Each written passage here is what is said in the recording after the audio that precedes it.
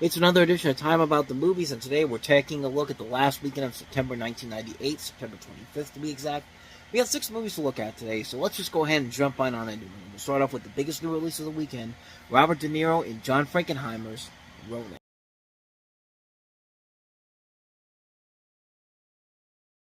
So the premise of Ronin is that you're following a team of former special operatives hired to steal a mysterious, heavily guarded briefcase while navigating a maze of shifting loyalties. And this is a film that's been very much praised for its realistic car chases in the cities of Nice and also Paris. And you know what? When you have professional race car drivers coordinating and helping to perform the stunts, you gotta kind of expect that. This is a great movie, man. This is a great film. One of John Frankenheimer's last great movies, if not his last really great film. With a cast that includes De Niro, John Reno, Natasha McElhonney, Steven Skarsgård, Sean Bean, Jonathan Pryce. Just top-notch cast in this. The action sequences are top-notch as well. Like I said, the car chases are really damn good. The action overall is very good as well, I should say. The visuals overall are very well done. Like, there is a lot going on in this movie, and the script overall is also very solid as well. But then again, when you have somebody like David Mamet coming in to do some of the rewrites on there, you can kind of expect this to have more of an edge to it than some of these other movies that would have been similar, but from a different director. Not much more to say about this one. This is definitely an underrated classic action movie. If you haven't seen Ronin, definitely check it out. You will not be disappointed by it. So with that said, on to the next movie, and that is Urban Legend.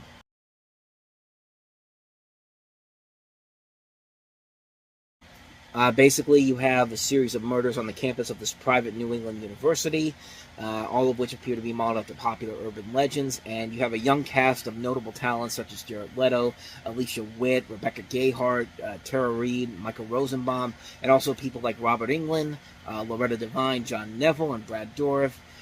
It went on to become a big hit. It surpassed $72 million worldwide on a $14 million budget. It became a huge hit, but doesn't make it a good movie. It's basically just a kind of a ripoff of Scream, quite honestly. It's not even a good ripoff of Scream. I mean, there's elements that you could literally tell they plucked from Scream and took it from this movie because Sony wanted their own Scream, even though they had I Know What You Did Last Summer and the infamous I Still Know What You Did Last Summer, but I digress. It's also you can kind of tell who the bad guy is going to be pretty quickly, or the bad girl in this case. Let's make it so that everybody's a suspect in this. And like I said, you'll be able to figure it out almost immediately when you see what happens there. But I don't know. I just don't get why this became such a success, because it's not really that interesting of a movie. It doesn't have a whole lot of good scary moments in there. It's kind of a generic, mediocre film that teenagers bought back then and became a huge franchise in the process. So I guess there's someone out there for it, I guess, but not me. But that's Urban Legend. So let's go ahead and move on to the next movie we have here. Edward Furlong and Christina Ricci starring in Pecker.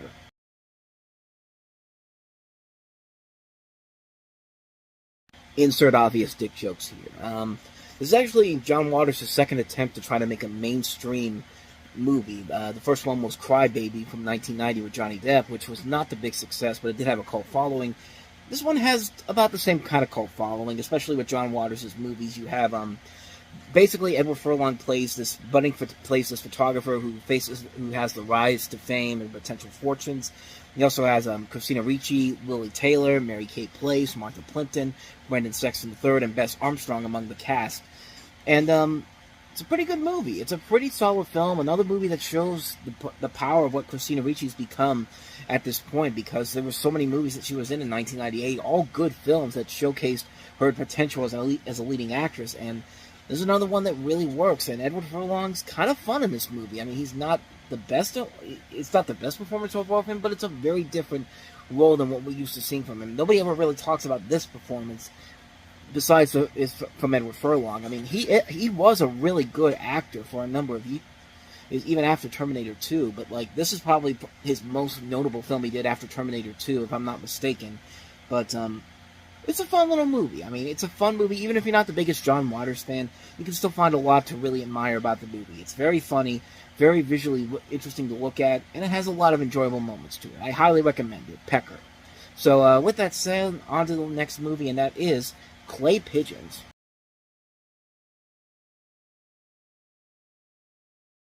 the directorial debut for David Dobkin, who of course would go on to become a prolific director in his own right, with stuff like Wedding Crashers, Shanghai Nights, Fred Claus, a number of notable films.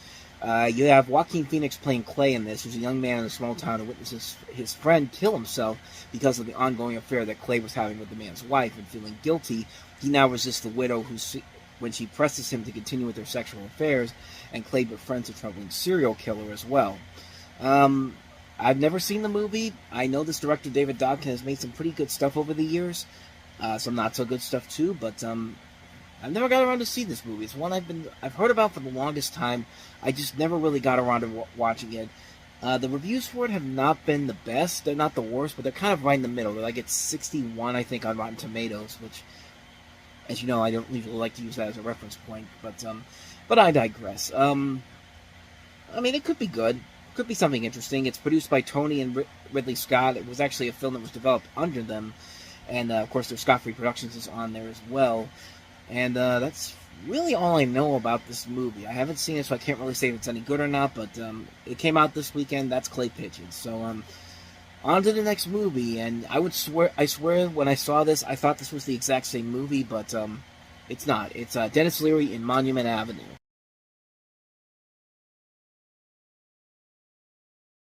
It's Monument Avenue, which was originally called Snitch, and then in the U.S., and then later titled Noose in Australia. You figure that out. You basically have a story that takes place in Charleston, Massachusetts, and centers on the small-time criminal played by Dennis Leary, who becomes conflicted due to Charleston's code of silence. His loyalty and drive for self-preservation are tested after two of his closest family members are gunned down by their boss. And this also includes Martin Sheen, Famke Janssen, Ian Hart, Lenny Clark, Cam Neely has a cameo in here as well. Gene Triplehorn's in the cast as well. Billy Crudup. So notable names in here, and I wouldn't be surprised if this was kind of a precursor to what we'd see later on from Dennis Leary, with stuff like The Job and Rescue Me, Sex, Drugs, and Rock and Roll. More of a dramatic performance coming from him in those shows. And I think it kind of started with this particular film, if I'm not mistaken. But I haven't seen it, so I can't really confirm that to be certain. But just a thought that kind of went through my mind when I watched that little clip there. But yeah, not much more to say. That's Monument Avenue. So on to the last movie, and that is The Brandon Teena Story.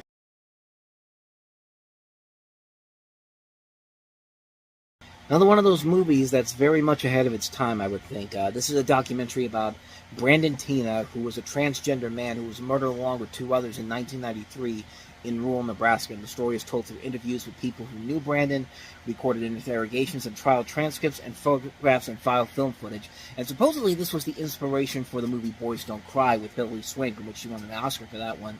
But I never knew about this story before, so I don't really know if it's any... I've never even seen this movie either, so... Needless to say, I don't really have a whole lot to say about this one, but could be a pretty interesting little documentary about a story that pretty much is something that could be told nowadays. I think this was something that was a little bit ahead of its time, really, like I said before. But that's pretty much all I know about this one, so might check it out one day, but I'm not really rushing out to see it, though. That's the Brandon Teena Story. So with that said, we wrap up another edition of Time About the Movies. Next time we meet, we'll jump into October with 7 movies, a couple of notable movies, too. We have Ants, which was part of a big controversy at the time, along with what Disney was going to put out a couple of weeks later. We also have Robin Williams' What Dreams May Come, A Night at the Roxbury, the latest attempt to turn an SNL sketch into a hit movie.